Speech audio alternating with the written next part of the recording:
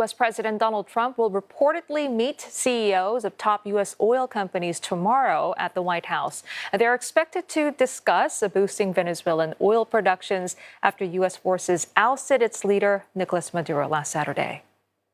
Well, Mr. Trump says the U.S. oil industry could be, quote, up and running with increased operations in Venezuela within 18 months. The reports quoting government and industry sources also say that officials from both sides are discussing exporting Venezuelan crude to the U.S. Caracas and top American oil firms have yet to comment on the issue.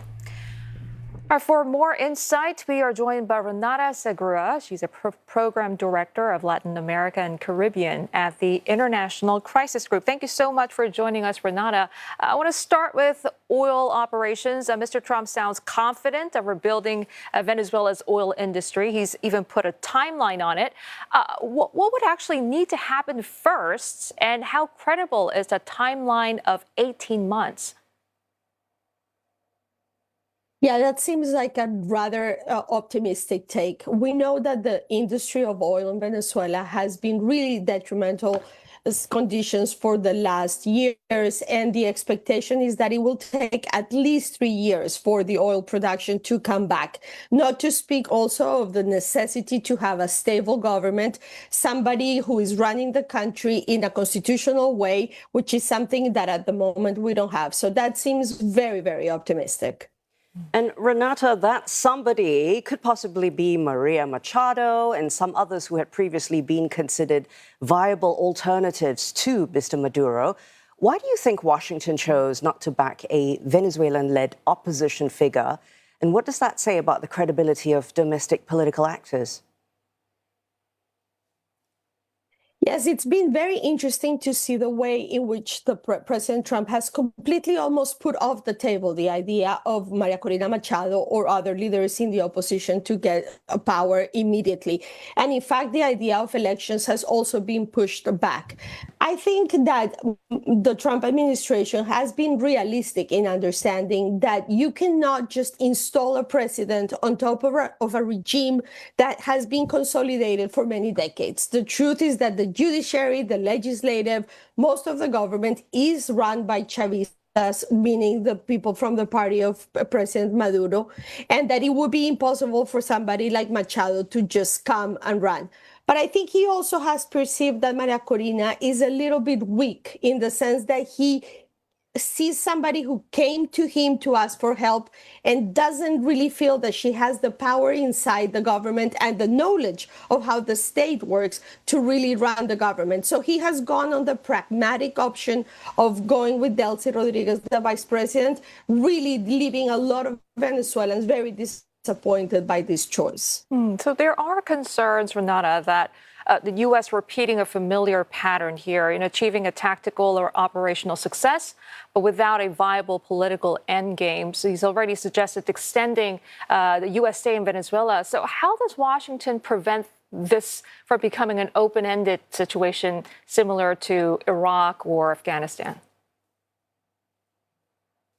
Yes, absolutely. It's very clear that Trump had very short-term goals in mind, mainly the removal of Maduro, and obviously oil is at the core of his interest. But there needs to be a more long-term feasible strategy, which brings back the opposition. And I don't mean necessarily only Machado. The opposition in Venezuela has multiple factions. There are people that have continued to be inside the country who have been elected to the Congress that have been engaged in negotiations with the government. So really the path here is to plan a strategy in which there is a transition to democracy through elections, and that really necessarily will involve negotiations with the current regime, but also with others outside of it. Okay. Looking at the regional consequences, Renita, Latin America has long history of resisting outside intervention, but what are the chances of countries like Colombia, Cuba, or Mexico that are often accused by Mr. Trump of drug trafficking or political non-cooperation being next? And are there sort of a safeguard in place to prevent that kind of escalation from happening? Unfortunately, no. I don't think we have a safeguard. The region is very divided politically at the moment. And so you have a group of countries that have been led by leftist governments, including Colombia, Brazil, Uruguay, Chile, who have been quite adamant in condemning this intervention in Venezuela. But there's other groups of countries, for example, Argentina, El Salvador, Ecuador, who have been actually supportive of this intervention. So any regional organization is going to find itself very divided and unable to really put something on the table, despite sovereignty really being something that had been at the core of international relations in Latin America. I think, though, that it does not necessarily mean that there's going to be a military intervention elsewhere. Honestly, my main worry would be Cuba at this moment, which is a country that has been going through a massive crisis, economic and political, for many years. And because Secretary of State Marco Rubio is really sort of obsessed with trying to remove the Communist Party from power there. I think that would be likely the next move. Colombia, obviously, President Trump has mentioned it multiple times, but we have to understand that the relationship between the Colombian state and the U.S. is very strong. Military cooperation is very, very important. A lot of the anti-narcotic operations in the region are led by the Colombian military. So it seems a little bit less likely that we're going to see something in the short term, despite Trump's very aggressive comments towards that.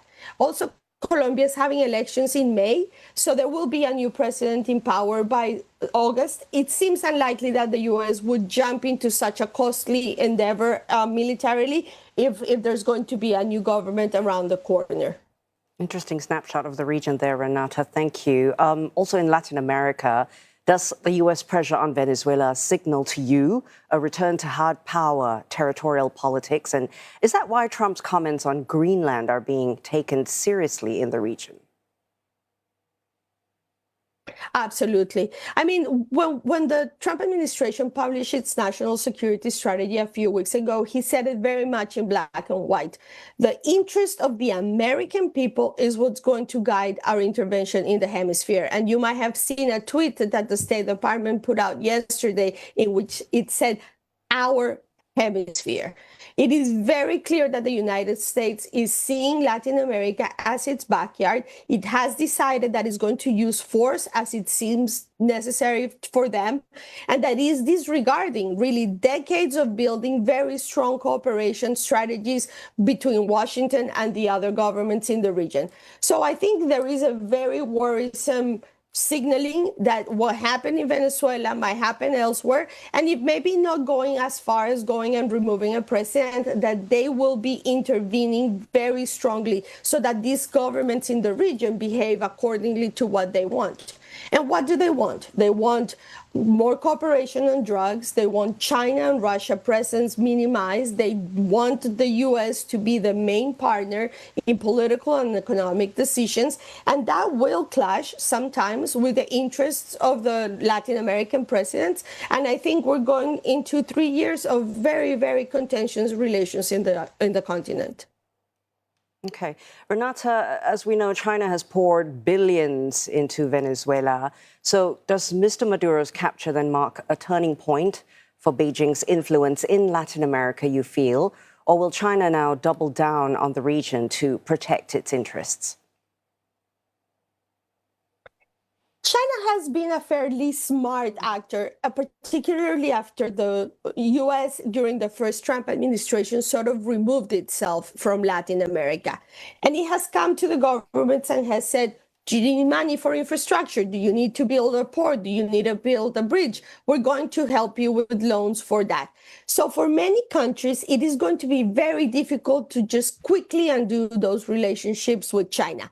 Obviously, there's going to be a lot of pressure from the U.S. to try and move away. But I see, for example, President Lula in Brazil be very clear. China is the second commercial partner for Brazil. But Lula is not willing to undo that, and it's going to be standing up for its sovereign right to choose who they make business with. And I think this is going to be something, a tension that is going to be permanent for the next few years. In some places, obviously, we have seen a movement away from China already, for example, in Panama and other smaller countries that feel that this is a risk. But removing China completely from Latin America, it's going to be very, very difficult. All right, Renata, thank you so much for your expertise this morning. Renata Segura, Program Director of Latin America and Caribbean at the International Crisis Group.